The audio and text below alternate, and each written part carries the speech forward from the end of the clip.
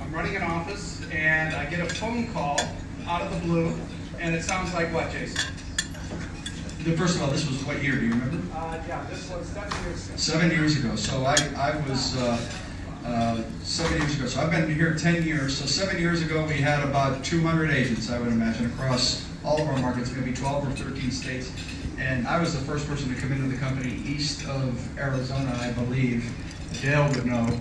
And immediately I wanted to find people that were much more credible, much more respected in the business than I was. And it was very easy to find those people. They were everywhere. But to find somebody that would actually take my call when he found them, I had identified David because he had run a number of offices within Keller Williams. He had taken underperforming market centers or market centers that had experienced a difficult launch, and he had really gotten them to a point of profitability and achieved great things with them. So he was somebody I absolutely wanted to talk to. And he's up in New Hampshire, so he was close by. And so the call, to your question, I'm sorry, the call went a little bit like, David, I'd love to tell you about the opportunity. I don't remember what I first said, but David's reply was, well, that's great, but here's what I'm doing, and I'm happy, and I'm awesome, and, you're lucky I even picked up the phone. So that's what I remember. And so how did that make you feel? I said, I'm never calling this guy. Actually, what I'm thinking right now is, where was Rick Tankersley? About 6 months went by, and I got another phone call, and my phone said it was from Jason Gesing, because I put your information in, right? And so I answered, and I said, hi, Jason, what's happening? Yeah, and I think at that point I had to call a little bit of an audible, because in truth, I was trying to dial somebody else, and my thumb hit David's number, so it was one of those things where somebody picked up, and it didn't sound like the person. I was like, this doesn't sound like Diane. And the next thing I know, I had to sort of do a makeshift, and I don't remember exactly what I said, except I think it was something along the lines of, I got the same answer out of David: busy, happy, successful, awesome, leave me alone.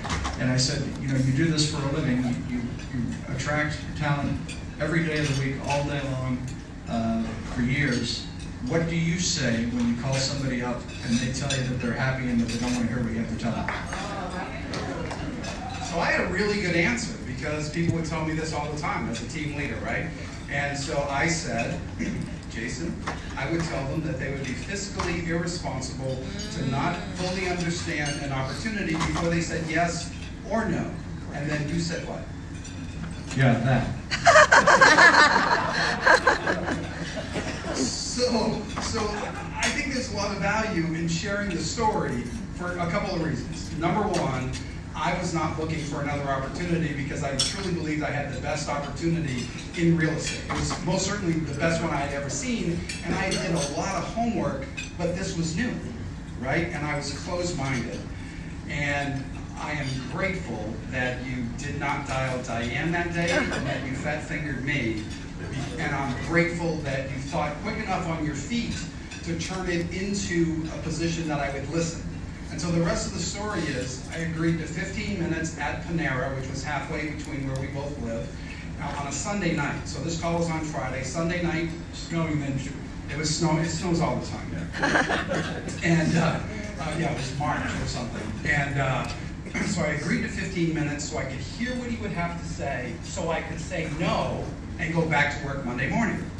And it turned into 2.5 hours. My first feeling was, I was very upset. No, my first feeling was doubt. I didn't believe what you were telling me, and we dug and dug and dug and dug, and then I believed you. And then I was upset because I knew it was going to change my life, because I was either going to have to compete against this crazy model or join it. And then Jason did a little math. He said, well, how many people have you attracted in your current deal? And it was 350. And he said, and what have you been paid on that? And at that time, it was maybe $28,000. And he said, well, what? Don't give a number. And so we just did the math, and it was a substantial number. And we had maybe another half-hour dialogue. We shook hands, and I told him I was in. And he said, no, you can't be in. We're not even in New Hampshire yet.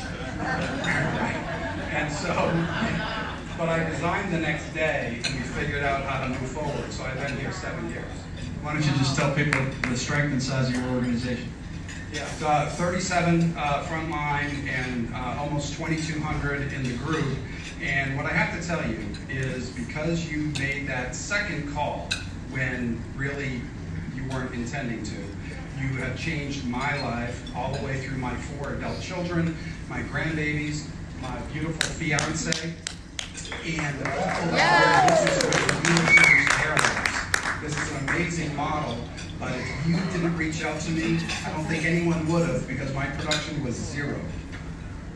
If you get no other benefit from attracting somebody into this company, I hope to hear words like that someday in your life. It's the greatest privilege. You're a fantastic friend, and I couldn't be happier. And you got me all choked up here.